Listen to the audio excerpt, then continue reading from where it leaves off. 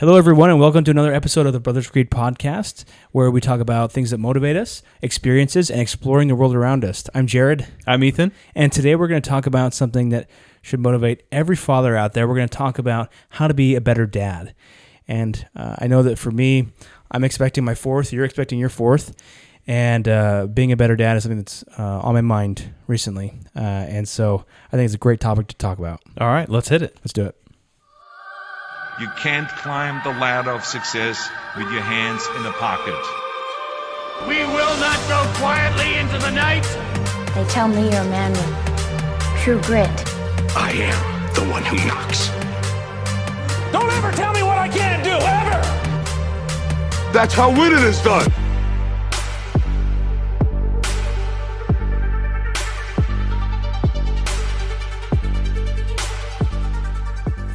Okay, all right, so today we're going to talk about fatherhood. It's kind of interesting as I was kind of gathering all my thoughts and doing my research on this episode and putting everything together.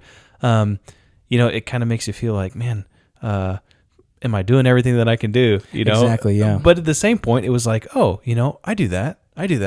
So it's kind of an up and down thing, but it really helped me. So I'm enjoying this. What I want to kind of say briefly to start is just talk a little bit about fatherhood generally.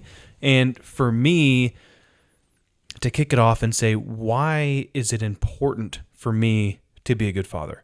Really, what is the end all be all? Why do I try to be a good dad to my kids? So I have two boys, a girl, and then expecting another boy. And there is it was a religious proclamation to the world, basically. It was titled "Family: A Proclamation to the World." It was given in 1995, and there's a quote in there that I really like. There's a part of it, and it talks about children. And basically, this proclamation talks about family in general and what the expectation should be, and the importance of the family unit itself. But it says, children are entitled to birth within the bonds of matrimony and to be reared by a father and a mother who honor marital vows with complete fidelity. So that was kind of the beginning part of that is what I really wanted to talk about, is that it says children are entitled. Typically when we talk about the word entitled, in our everyday language, it's like, oh, that person's so entitled, and they're entitled, and it's a very negative word. But I've always loved that quote because our children, our innocent children, they are entitled to our love. Whatever your family dynamic is, they are entitled to be, nurtured and reared and provided for. Someone who literally physically cannot provide for themselves. If they did not have someone larger than them to provide, they would die. And so for me, that's why it's so important to me, the role of father, is there's lots of different facets, and we're going to kind of get into a bunch of those different areas, but to me is that children deserve it. Yeah, absolutely. I think one piece there is that we're talking about specifically about fatherhood today, but in that you said children are entitled to birth within the bonds of marriage, and two parents who are faithful to each other within that covenant, within that marriage. And I feel like a man and a woman coming together and raising those kids, both having that focus and that attention to the kids, I think is so important. Obviously, today we're just going to talk about fatherhood. We are fathers, and if we were mothers, we'd talk about motherhood. But I think it's just so which important. Is equally important. Equally important. So yeah, I mean, I could not do things. My kids would not be the same if I didn't have a wife. And I know that lots of people, maybe that's the ideal situation, or people have different situations, and maybe there's a situation where, maybe one of the partners hasn't been faithful, and so they've been to divorce. In fact, half of the country is divorced. Apparently that's like the 50% of people get divorced. But so we're going to talk about some. That still doesn't mean you can't be a good dad. So we're going to talk about what being a good 100%, dad yeah. means, and how, in some cases, you can be the best you can be. And if you're in a situation where you're sharing custody or you're only see your kids sometimes, you can still be a good dad. And so I think that's something that we can talk about as well. Yeah. And so do you want to talk about kind of the outline of what we're going to go through? Yeah, so and and thinking about fatherhood, I think of three things. I think of what does a father need to be? And those are the characteristics that a father needs to be first. And then you talk about, okay, then how, after that, how does a dad show his kids those things? So he is these things, and then how does he show his children what to do and educate them on that? And then finally, I guess the simple answer at the end is, what is the objective of fatherhood? So we're going to talk about that. But first, I think that's kind of the pyramid. You start from what a father needs to be all the way to the point of the pyramid, which is, what's the point of fatherhood? So we're going to start with this first one, which is what does a dad need to be? So what do we want to kind of get some of yours and mine on this? I'll start with the first one. I think that a dad needs to be protective. I think that is, a lot of times you hear that a man needs to protect and provide for his family. Protective, I think, means a lot of different things. That can mean financially, in regards to a life insurance policy. I think that if you don't have life insurance, and I'm not a life insurance salesman, I know several, but I wish we had an affiliate link and say, go get your life insurance now. But. Yeah, sure. But really, I mean, if you die, what are you going to leave your family? I mean, if you're going to leave your wife or how is your wife going to, if you're the sole provider in your family, how is your wife going to go on, or how are they going to pay for your funeral costs? So I think that is kind of falls under the protect them financially. I would say, and in other money cases, teach your kids about money, teach your kids about budgeting, teach your kids about not going into debt, protect them from the slavery of debt. I think that is so important. Also, you talk about, I mean, probably the most obvious is protecting them physically, right? Mm-hmm. And my kids I have 3 boys, and we tell them don't go in the street, don't go play in the street because cars are going up and down. And, I tell my older boys, my oldest son, you need to watch out for your youngest. Our youngest at this point is 2, and he'll sometimes wander into the street. So if I turn my back for just 1 second, I'm like, hey, son, you need to watch your little brother and make sure he never goes in the street. And so protecting them physically.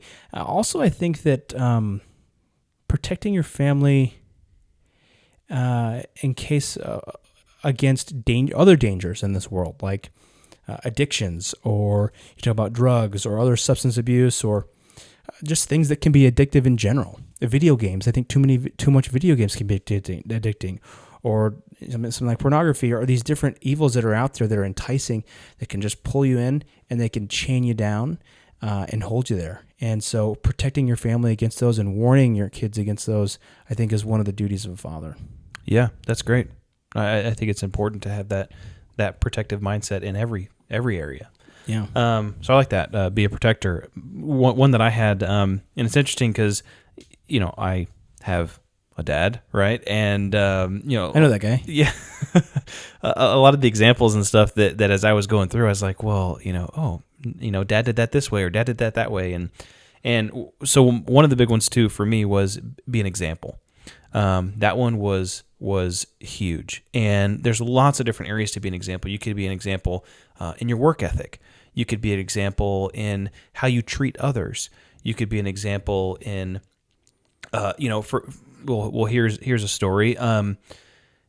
Growing up, Dad worked a lot, and I'm talking worked like physically. I mean, he worked at his occupation a lot, but also on the weekends, we always worked together in the yard, and we were always doing stuff. And he was a very do-it-yourselfer type of guy, which I appreciate, because that example helped to teach me a lot of things.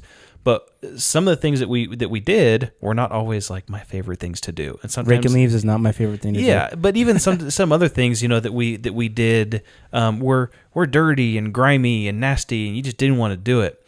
But he was always there. He was always one to be in the thick of it with you, and he would always tell me, he would say, I'm never going to ask you to do something that I would not be willing to do myself. And I think that can go as far as work ethic goes, but I think it's the same thing as far as being a good example in life. It's the difference between a leader and a boss, really. Yeah, leading from the front or directing from the back. And so that was always really important to me. And to go along with the example, and I was going to bring this up a little bit later on something that you can do. But I was thinking through it, and one thing that I was thinking that is part of that example is maintaining a healthy marriage and showing in my case, your boys how to treat a woman, and your girl how she should expect to be treated by a man, by her husband. And if my boys look up to me and how I treat my wife, and they say, I'm gonna treat my future wife like that, hopefully I'm doing a good job. I need to be cognizant of that. Yeah. And then as well, however I treat my wife, I want my daughter to say, well, I want to hold my future husband to that standard. Or even boys in high school or whatever it may be, they need to treat me. I need to expect that they treat me correctly. Yeah, totally. In fact, I had an example as well, but I kind of had that under the how does a dad show his kids these things? So, if you want to teach your kids principles, you teach them that by being an example. That was one of the things I had. But let me share some of my thoughts on that is an example. So, there was a quote by Charles Kettering. It says, "Every father should remember that one day his son will follow his example instead of his advice." I think that's so true. That in our lives, there's really there's no fatherhood manual that they give you at the hospital, that tells you how to raise your kid. And so a lot of us are just trying to figure that out. And for most of us out there, we're just doing what our dad did. And so, and occasionally, you'll get someone who really breaks away from that to say, and hopefully in the situation where my dad was a terrible guy, I want to be better for my kids. Obviously, if your dad was a good guy and he was a great father, then you would want to follow that example. And I've known kind of people on both ends of the spectrum, but ideally what we want to be is that dad who our kids are following our example. And so another quote here was by Plato. He said, "The best way of training the young is to train yourself at the same time, not to admonish them, but to be seen never doing that which you would admonish them." So being that example and growing with them. Train yourself, and then you'll train your kids. Hone yourself. Be a master of your own. Master yourself, and then you'll teach your kids how to do that. If your kids just see you being lazy and not working, that's how they're going to react. And that's how if they see you always on your phone, that's how they're going to be. If they see you always playing video games, that's how they're going to be. And so, but they may, obviously kids are different and you have to accept that as well, but they will mirror that. In fact, funny story, the other day, Jax, my second oldest, he's 4. He goes and he says, "Mom, you look so pretty today." Or he said, "Mom, you're the prettiest girl," or something like that. And I always say that to my wife. And then she was telling me, she was like, "You're rubbing off on these kids." Jax just randomly came up to me and said, "Mom, you're the prettiest girl." And then like just a few days ago, she came down the stairs, and my wife's at this point like 8 months pregnant. And so she comes down the stairs and from a very sleepless night, and Jax says, "Mom, can you go get pretty?" And I'm like, "Hey, that was not something that I've ever said." And she's like, "I know." So that was kind of a funny story, but yeah, totally. I think that being that example is critical. Yeah. Do you have another well, one? Just another thing that you talked about was you had a lot there. You talked about loving your wife and showing that example. Now, that was one of the other attributes that I had, is being loving.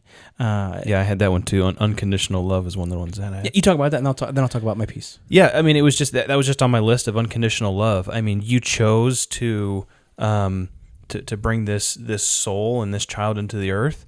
So I think it's your responsibility to love them in every way possible. And I mean, everyone has their free will, right? People can make their own decisions. And just because your child maybe doesn't make the decision that you want them to make or that you think they should make, doesn't mean that you should love them any less. And even if, I know that there's been situations where parents and children really maybe dislike each other or whatever, but still that person is still your child and still your parent. And I think that unconditional love and an overall wish for well-being is important. Yeah, I think that's totally true. In fact, the way that I was thinking about it is not necessarily as far as unconditional love. I'm glad you mentioned that. But what I was thinking is just exemplifying being a loving person, and that includes being kind to people. That includes being kind to. I mean, it's easy to be kind to, people that you're friends with, or neighbors that you like, or their friends. But it's much harder to be kind to people that you don't like, or your enemies. What it was that Christ said is to do good unto those who persecute you and despitefully use you. That is the hard thing. Everybody, that's the hard piece that people are trying to figure out. And so, being kind to those people, being kind to everybody. Also, love, like you said, that was why I brought this up. Being kind to your wife. There's a man by the name of Howard W. Hunter. He said, one of the greatest things a father can do for his children is to love their mother. And I just think that is so powerful, and that showing that example of how a woman should be treated. Because if I treat my wife like trash, how do you think my kids are going to treat their girlfriends? Hopefully not the same way, but people follow examples. And so if I treat my wife like a queen, and I do treat her the best that they can, and I tell my boys to treat her like a queen, hopefully one day they'll treat someone else's daughter. Because I only have boys, and my fourth is a boy. And so, I got a bunch of Thomas boys running around out there, tearing up the local roller skating rink looking for girls. Cruising the 4-H babes. Yeah, exactly. So I'm hoping that they'll be respectful of all the girls out there, as I'm respectful to their mother. Yeah, I think that's great. That love is really important. What other attributes do you have? I think a lot of mine are more of like how kind of the next ones that I got into. Did you have any other ones? Yeah, so I had one. You kind of already mentioned this, but being supportive. You talked about unconditional love, but being supportive of your child, whether that's going to their baseball games, or teaching them how to do things, or exploring their new talents or habits. Sometimes kids won't always like the things that we like, and so we have to be able to accept that and support them in the things that they do like. And sometimes we'll find things that are in common, and I just think that's so important. The other one was honesty and loyalty to your kids, and being there for them, and being loyal to them, and not being truthful and honest with them. Kind of goes all back to a lot of these are overlappers. One other one I had before we move on to the next session is actually I had two others: a pusher and a challenger. Why do you think that's important? Yeah, I mean, I think it's important because especially, with kids, they learn things so quickly. And I think holding a child to, a certain, maybe not holding them to a certain standard, but, I think it's important to, maybe standard is the right word, and not just in learning, but in how they treat others and everything else. I mean, one thing that I think we both tell our boys is that, we're Thomases, and Thomases are tough. Right? And tough can mean a lot of different things. Tough can be you can be physically tough. You can be emotionally tough, and you can support others who are maybe struggling. You can be, tough in so many ways. And that kind of goes along with one of the ones that I had was discipline and accountability. So a father can be disciplined and accountable for what he does. And like you said, it kind of overlaps with some things that we can do, but. And my wife, she's good at pointing this out whenever I do something with the kids that maybe wasn't, I react in a certain way, and she's like, "You need to go apologize." And I'm like, "Yeah, I know, but I don't want to." But being willing to apologize is one of the attributes that you have to be humble enough to apologize. Yeah, and but at the same point, it's like, I was right because I was teaching them a certain principle, but maybe I reacted too hastily. I reacted with anger, and that's not right. And so I think it's important to be willing to be humble enough to say, look, I'm sorry that I did it this way. It should have been done this way. I think it's important for kids to see that, and be able to react and know that we aren't always right, but As long as we try to be better. Yeah, as long as we try to be better. Yeah. One of the things that I say, probably more than just Thomases are tough, but I usually say Thomases are sharp. Yeah, I like as that. opposed to being sloppy. And that goes in a lot of different ways. And so if they're saying words that are sloppy, things that I don't like them to say, I'll say that's a sloppy thing to say. And are we sloppy people? Also, it doesn't. When you say sharp and sloppy, you usually think about how you look. I mean, that's probably the minor piece of it is like don't look sloppy. But like if you're, I've got boys in my house, so if they're whipping out stuff they shouldn't be whipping out in the middle of the living room, like, son, that's sloppy. Put that away. I don't want to see that, or don't fart on me, or something like that. I mean, those people who have boys will understand, but like, it's just kind of like telling them how to and behavior, complimenting people, talking about. I'm trying to teach Colt, my oldest, who's in, and my middle son right now, but complimenting people, introducing yourself, being sharp, talking back to people when they talk to you, trying to look people in the eye, and stuff like that. And so one thing with the pusher and challenger that I mentioned is an example there is that I've been teaching my oldest son how to play chess, and he is someone who does not like to lose. And so the way that I'll do it is when I first started showing him, I showed him how to do all the pieces, and then I would say, okay, I'm only going to play, and this is actually how Dad played with me. And then I said, okay, I'll only play with my pawns, my king, and then I'll switch between my rooks and my knights usually. And then he'll play me with his whole set of guys.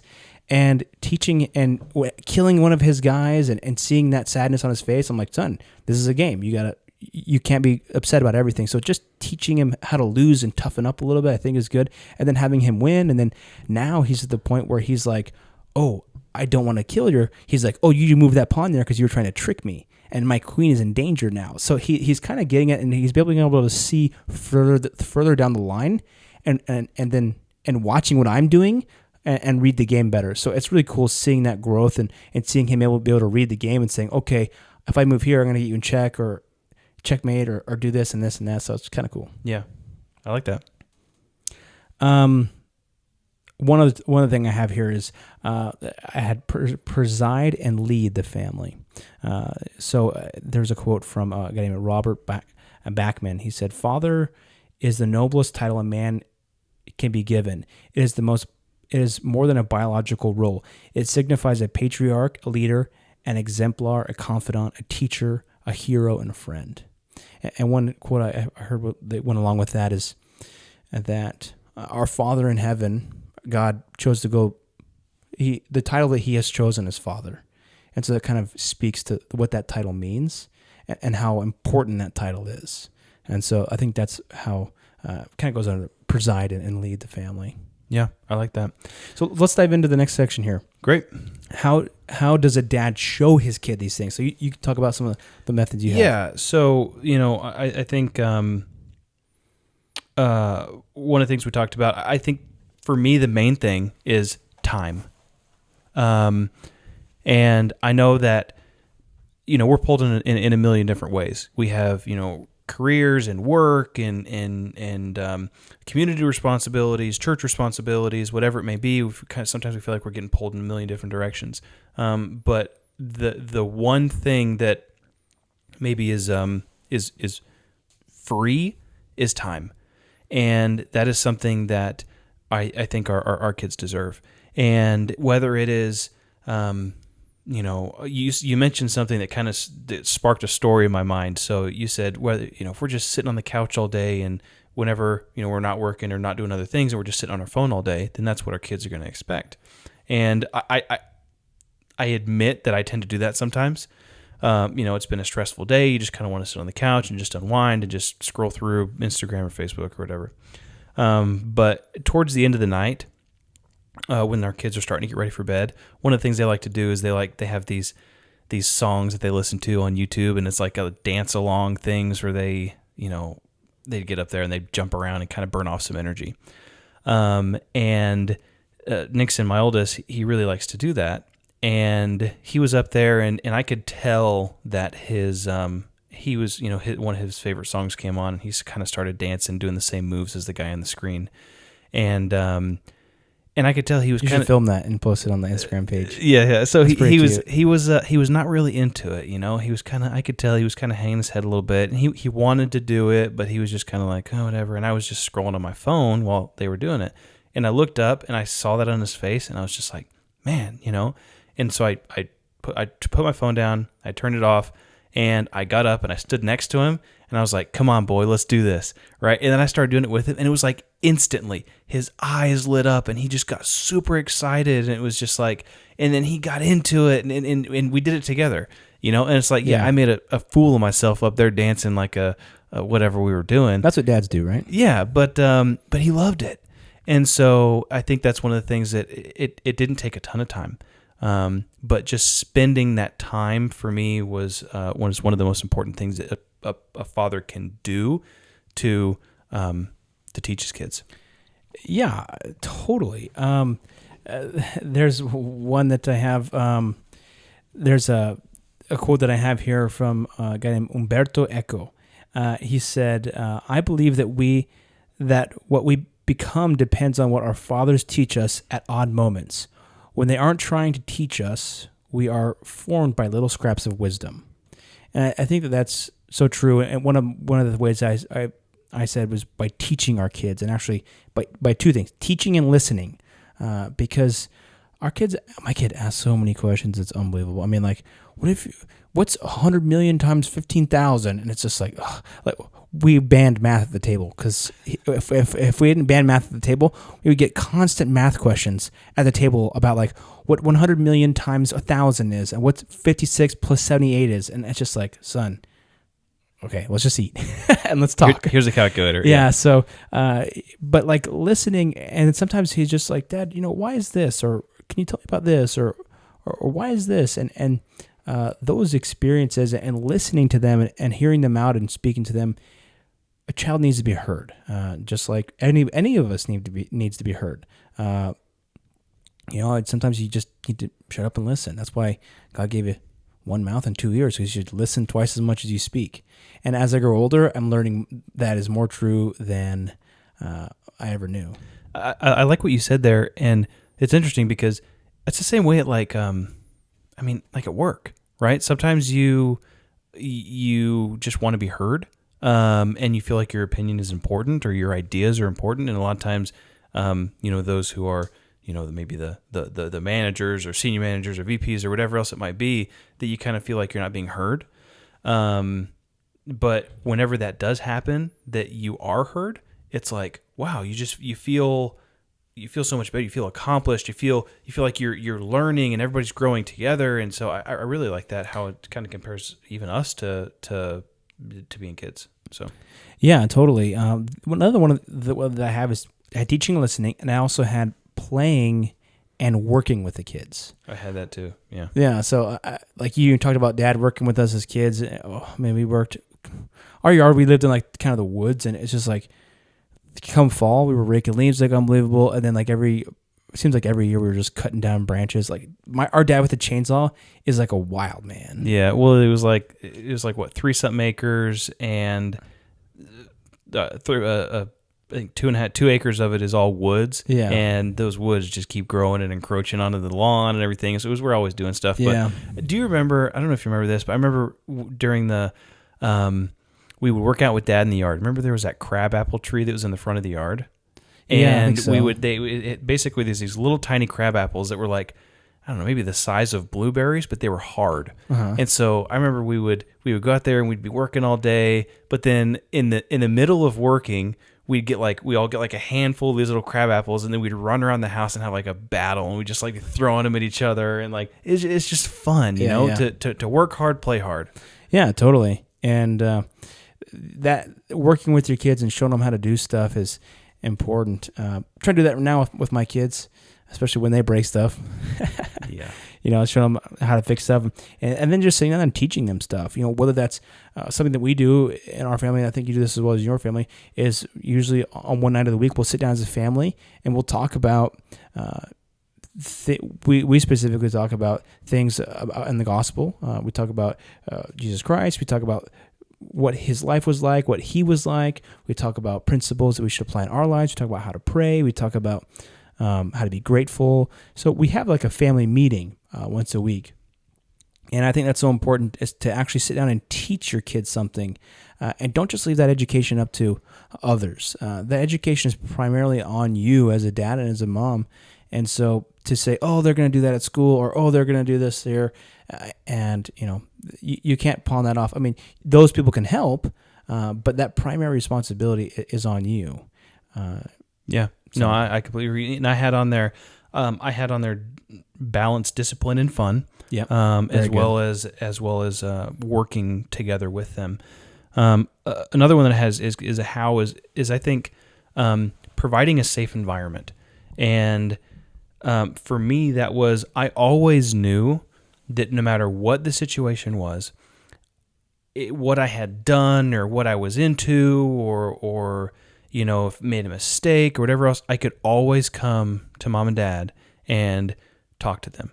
And we're talking about fathers here. So I no matter what it was, and I think to a certain extent, dad had, mom and dad, but we're talking about fathers had like this sixth sense, and I kind of feel it too with my own kids. When something's up with your kid, when they're just not acting normal, they're not acting whatever.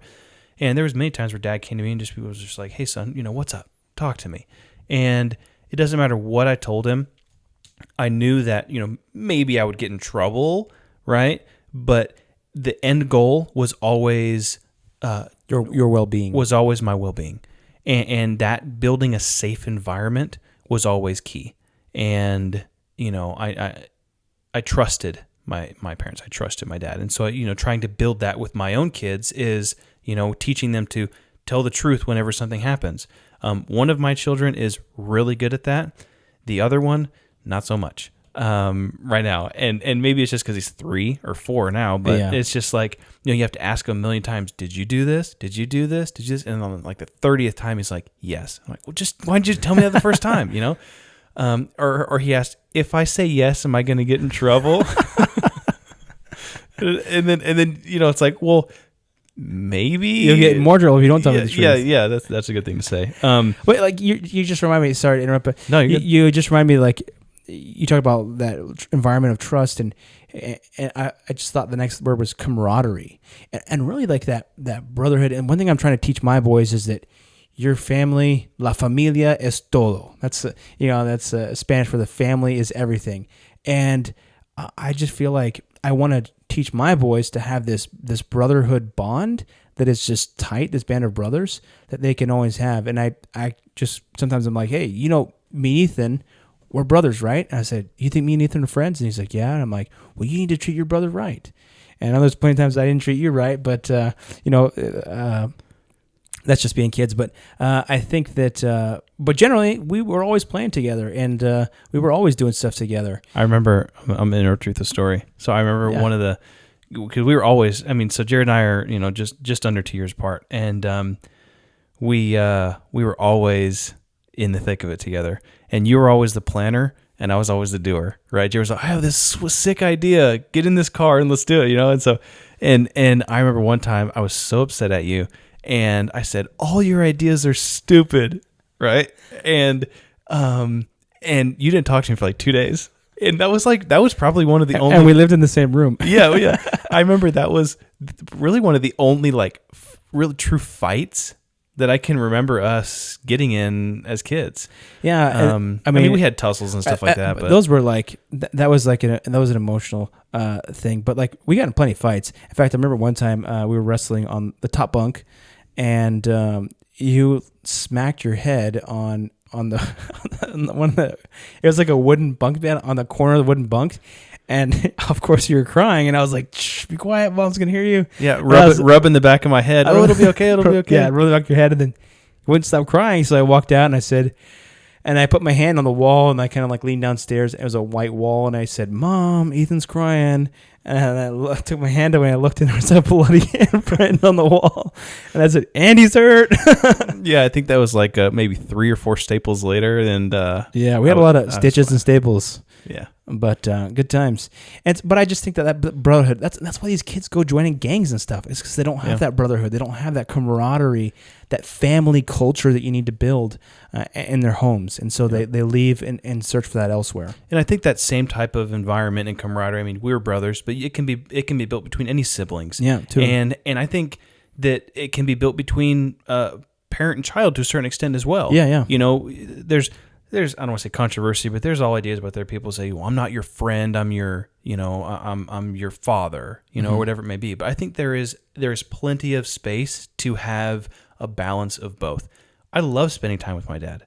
I wish I get to spend more time with my dad. Whatever, a lot of his hobbies are my hobbies. Yeah. And what he thinks is cool is the same things that I think is cool. And so, I think as I get older, that becomes more of a friendship and less as a maybe a dad. Well, I don't know. He's always my dad, but I think it does. Yeah, you're right. When you get older, you're your own man, and he's just kind of supporting you, and that he's not necessarily teaching you those things. I mean, he's always your teaching, I guess, but he's more of just kind of a friend. I would say. I was a quick story on I was on a canoeing trip one time with Dad and some other leaders and some scouts and stuff, some Boy Scouts, and we were canoeing, and this area was kind of rapidy, right? And is that a word? Yeah, maybe. and it was a couple day canoe thing, and I was in a canoe with somebody else for one of the days, and it was just like, I did not trust that person. I didn't trust their movements. I didn't know what they were going to do. I didn't think they had, I didn't trust that they had the I was probably 16, 17 years old. I didn't trust that they had the abilities or the know-how to control whatever. But then the next day, I was in the canoe with my dad, and it was almost like we were a well-oiled machine, and we were in sync, and it was just like, it just flowed, and it was like I knew what he was going to do next, and he knew what I was going to do next.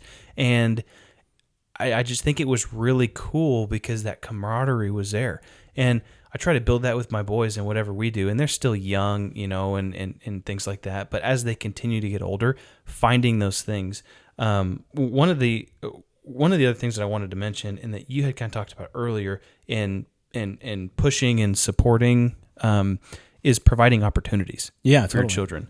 And whether that opportunities are, I don't know, piano lessons, karate, or maybe they don't have the same likes that I do. I didn't grow up playing baseball, but if for some reason one of my kids really, really, really likes baseball and they're halfway decent at it, then I'll support them in that. Yeah. And or whatever else it may be. I think you provide opportunities for your children. Well, that was like kind of like just like mom and dad. Like when we were young, we both started playing the violin. Yeah. And then you wanted to sit down because you're lazy. And then you play the cello. I'm just kidding. And then you play the cello. And then you're like, I want to pivot to the guitar. And then, so okay, well, here's a guitar. And you kind of pivoted. And the trumpet was in between all that too. Oh, really? Yeah. So I played the trumpet for like 6 months. And because I thought it was interesting. Things, yeah. Yeah. And it was, and mom and dad were okay. And I played the cello for most of that time period because that was kind of what I ended up hooking on to. But then kids made fun of me and I had to lug it back and forth on the bus, and I was just like, no, screw this. Yeah. Which bad. I actually really regret doing that, but that's a whole different topic. Really? But they provided us with opportunities, and heck, that music lessons aren't cheap. Yeah. Right. And so obviously maybe somebody that doesn't have the opportunity or the potential to be able to afford music lessons, you could provide opportunities in other things. But there's so many opportunities now, like apps on your phone and like piano apps, and like you could YouTube have your kids. Yeah, totally. So there's a lot of different ways that you can provide those opportunities. Yeah. So I think I interrupted you in a story you were telling. I don't know. Oh.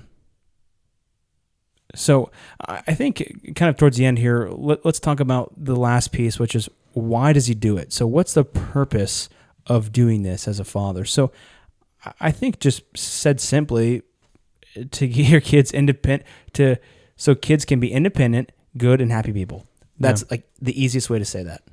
Yeah, I said kind of what is the end goal? What is the end goal of what I'm trying to do in raising my children? And it was to create, raise, and empower good, kind people that will have a positive impact on those around them. That's really good. Is kind of what I had put together. Is that your quote? No, that's not my quote. Oh, It's just okay. I just kind of wrote that. I wrote that down as I was going through why, and I thought it was important. And it doesn't matter what on a previous podcast we were interviewing and was talking about seeing people on a horizontal basis and not on a vertical basis, not up and down, but more on a horizontal basis. That it is important to be kind and to be good to others and to have a positive impact and not a negative impact. And I think people of every class and income and color and gender and orientation or whatever it may be, that person or another person can positively impact each other's life. Totally. And I think it's important to teach our kids that. Yeah, absolutely. I think one of the things we talked about was there's so many quotes about fatherhood, so we each came up with our own quote on fatherhood. I think we should end on that. Maybe I should have made that other one my quote. I don't know. Maybe that was a good one. This is my quote on fatherhood. I wrote, "A father's role is to plant the seeds of character into the hearts of his children and provide an atmosphere where those seeds can grow. Then it is to empower them with grit and self-confidence to continue to grow those seeds. When those children leave the home, they won't have full-grown trees, but they will know how to grow the saplings they have." I like that. I like it. Yeah. Because I feel like since I've left home as an 18-year-old, I mean, heck, the male brain doesn't fully develop until they're like 21 or something like that. I mean, I still am today developing a lot of these attributes and things, but I had those saplings, those tiny trees that were built, and I knew I had the grit, determination, and self-confidence to be able to continue to grow those. And throughout other life experiences, I could lean on some of those saplings, and that's helped. Those seeds of my character really were planted, and they've continued to grow, and hopefully they're turning into trees and not dying out. Yeah, and those trees and those saplings and everything else are hopefully going to be able to provide that same thing for our children. Yeah, I hope to plant those same seeds. That's awesome. Yeah, mine was, let's see, what I said here was what we say matters, what we do matters, but what we need to understand is that their lives and their futures are in our hands.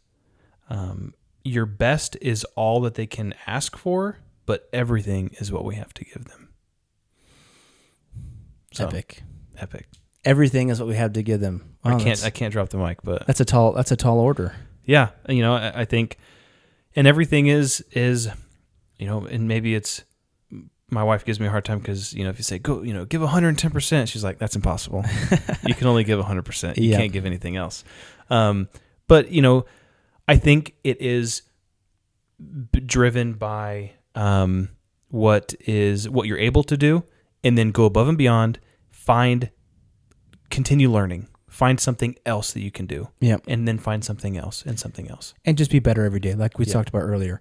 Improving yourself helps you improve your kids as well. So that's the whole point of the podcast here, is to be better every day and to be just try to be a better man, whether that's for your kids or for yourself. It should be maybe for both if you do have kids, but I think that's a great quote there. All right. Well, I've enjoyed this one. This has been a good one. I like the stories and kind of reminiscing about the past and the future. Yes, I'm definitely. excited. Well, thanks all for joining today. And again, look forward to, we're going to have lots of cool episodes upcoming. We've got lots of great interviews. So, and spend some time with your kids and intentionally try to be a better dad. Yeah. Please like and subscribe. YouTube, all podcast platforms. You can get us. Also follow us on Instagram at a.brothers.creed. And we're looking forward to hearing from you. All right. All right. Let's build that creed together. Yeah.